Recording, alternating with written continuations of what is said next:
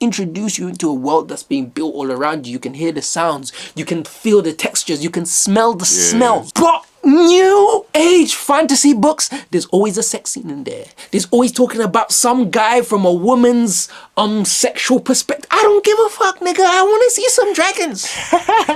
You know what I'm saying, though? And I really hate that. People don't understand the idea of an information diet.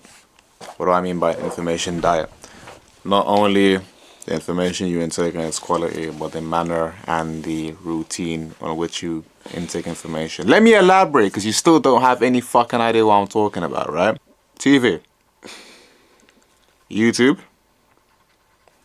Wikipedia, Reddit, books, TikTok, short form content in general. I've just named 6 forms of information absorption, and they all come with their own little implications, right?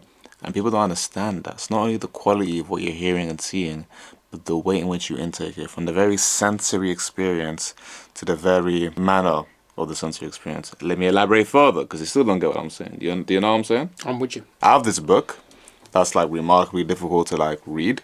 This is a book on computer engineering, right? And I've told myself I'm finishing this book if it fucking kills me. I made this promise 10 days ago, that for the next 10 days, I would read that book every day for a minimum of 1 hour. It's remarkably difficult to pay attention to. I keep on getting distracted when I'm reading it, because like nothing's linking together. It's all very like technical shit, you know what I'm saying? 10 days later, I can feel my brain's kind of changed as a result of a difference in how I intake information, as well as the information I'm taking. It's a drastic difference from the short form content I was consuming previously on YouTube or TikTok or whatever. Am I making sense yet? I'm making sense. I'm saying all this to say, read more books. Mainly that. Like, the actual activity of sitting down and engaging with content that could fucking change your life, that's been written by somebody who's thought about these problems for decades.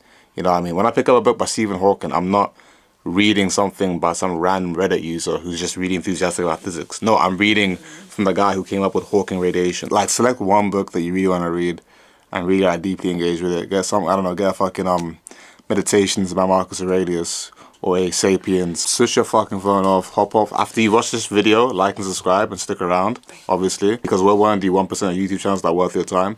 But like, really gather and learn something in a manner that will stimulate you. Do you want to interject, bro? I've been yapping for like 3 minutes. No, I thought you were. I have more to say, but yeah, go for it. Less about books, more about information intake. Be cognizant of the type of information you take in, aka the nutrients you intake, but also the form in which you take them, because that dictates how pure of the information you get.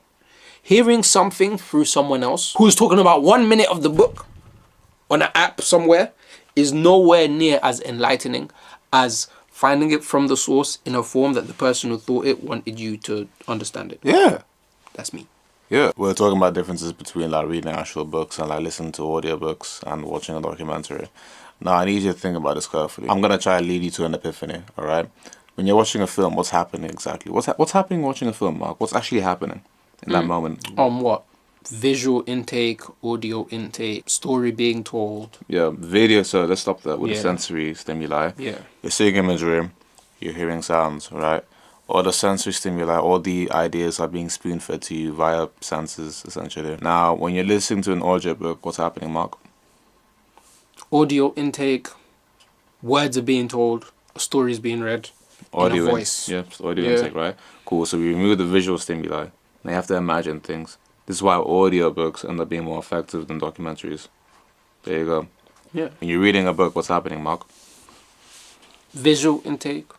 Audio intake. Is it visual intake? I guess imagination building. I guess. You're seeing symbols on a piece of paper that have no physical correlation to real abstractions or real physical objects, and you're building that in your mind mentally. If I see the word cat doesn't necessarily resemble a cat. You know what I mean? It's just symbols that we've decided to resemble a cat. My brain's doing the work in building that cat mentally, using those building blocks. Does that make sense? Because you actively have to create a lot of ideas when you're reading, a lot of those kind of stick around for longer. That makes Actually, sense. can I talk about something regarding this that I kind of hate? That's a trend on Book Talk right now. Go on. I just hate on it. Go on. Double intake. You lot are dumb as fuck. Double intake. Reading the book and listening to the audiobook at the same time. Yeah. In theory, it should make sense. But to me, it sounds kind of dumb because it Yeah. kind of defeats the purpose of reading in the first place, in my head.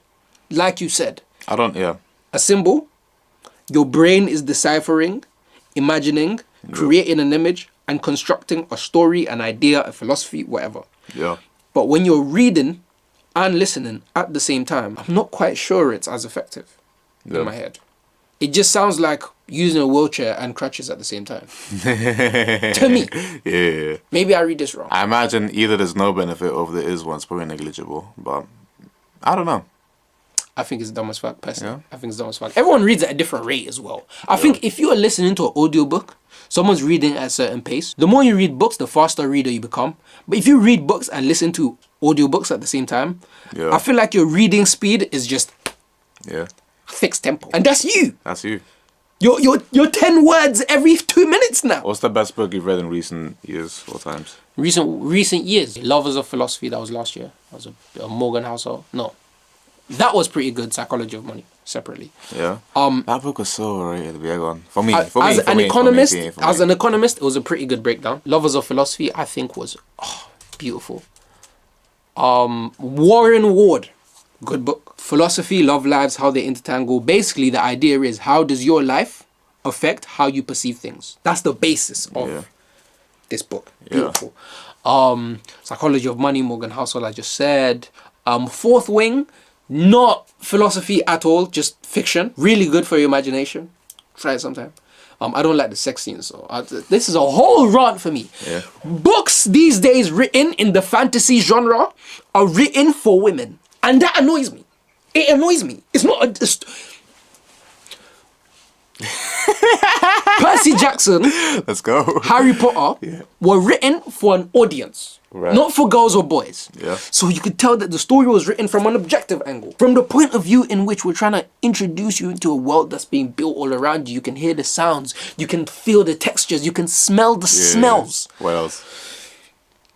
But new age fantasy books, there's always a sex scene in there. There's always talking about some guy from a woman's sexual perspective. I don't give a fuck, nigga. I want to see some dragons.